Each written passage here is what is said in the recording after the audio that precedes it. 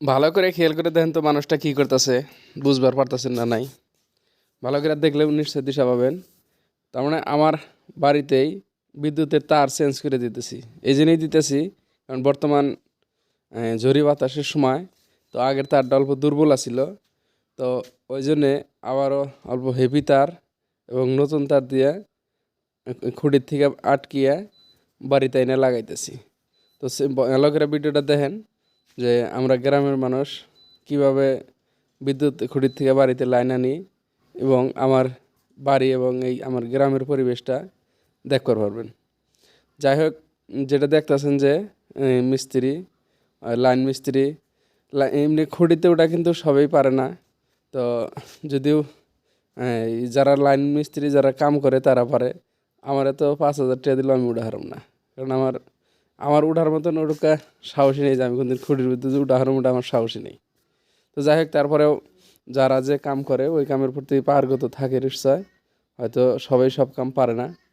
তো দেখেন এই যে আমার বাড়ির লগে ভুট্টা গাছ কিনে কীরকম চেহারা হয়েছে, আর বৃষ্টি হয়ে যাওয়ার পরে বাতাসে কীরকম হেলদুল খাইতেছে।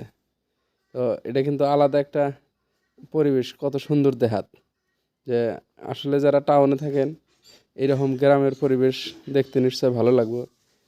আর এই যে আমার আব্বা কাডল গাছে উঠতেছে, উঠে তারটা এই কাডল গাছে থেকে আটকিয়ে একবার খুঁটির থেকে আটকে মানে উঁচা থেকে টানা থাকলে তারটা ভালো থাকবো আর কি, আর কিছুর সাথে বান্ধা লাগবো না। ওই খুঁটির থেকে কাডল গাছে যখন টানা পড়বো তারটা বহুত উঁচা দিয়ে থাকলে কোনো সময় গাড়ি টাড়ি গেলেও বাঁচবো না, বা তারটা ভালো থাকবো আর কি। তো দেখেন এই ভুট্টা গাছ কিন্তু ছোটো বড়ো সব ধরনেরই আছে, ছোটো আছে বড় আছে। তো ভুট্টা ক্ষেত আসলে সবসময় আবাদ হয়, ওটা অসুবিধা নাই। আর এই দেখেন মিস্ত্রি, কারেন্ট মিস্ত্রি যেটা বিদ্যুৎ খুঁটিতে কীভাবে উঠে এই তারটা জয়েন দিতেছে আর কি। আগের তারটা খুলবো, মানে যেহেতু আগের তারটা অল্প পুরানা চাল, তো ঝড়ি বৃষ্টির সময় হঠাৎ ছিঁড়ে যেতে পারে, ওই ভয়ে আগে আগেই তারটা চেঞ্জ করে নিতেছি। আর যেহেতু অলরেডি বৃষ্টির সিজন আরম্ভ হয়ে গেছে, আর এই যে যেটা দেখতেছেন যে নগ্গি, এই নগ্গিটা কিন্তু যে আমি যেটা ড্রোন বানাইছি ওই ড্রোনের নগ্গিটা দিয়ে যে আগের তারটা হরিয়ে আনতেছি আর কি, যে ভুট্টা গাছের উপরে পড়লে ভুট্টা গাছ ভেঙে যেতে পারে। আর জানেন কষ্ট কৃষকের যে একটা ভুট্টা গাছের কতখানি মূল্য। তো দেখেন পরিবেশটা কীরকম লাগছে, কি সুন্দর বাতাস, আর বৃষ্টি হয়ে যাওয়ার পরে ক্ষেত খোলা কিনাও কীরকম চকচকা হয়েছে, গাছ গাছালি কিনাও চকচকা হয়েছে, যে দেখতে কিন্তু আলাদা একটা শোভা। কিন্তু এখনও উপরে মেঘে বৃষ্টি আছে, যে আমি আবার পরামর্শ দিতেছি যেভাবে লাগাও, যেভাবে লাগাও।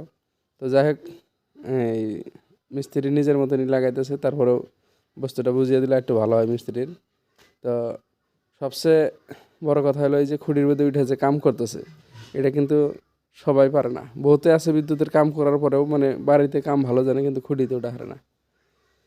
তো দেখেন যাই হোক, খুঁটির কাম শেষ, খুঁটি থেকে নামে এখন বাড়িতে যেটা কানেকশন দিব, মানে বিশেষ করে এটা আমার এই যে বড় মোটর যেটা, ওই মোটরের কানেকশন এটা। কারণ মোটরের একটু তার ডাল হেভি লাগে, তো এই তার ডাল বেশ হেভি আছে ওই জন্যই।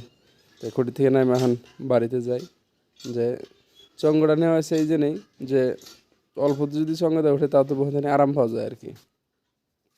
তো দেখেন এই যে যদি তার অল্প জয়েন দিয়ে দিলাম, মানে আগে অল্প এই কাটা আছে ওই জায়গায় কাটাটা জয়েন দিয়ে আমি একবারে আমার ঘরের লগে যেটা বাড়িতে অনেক লাগিয়ে দিতেছি আর কি।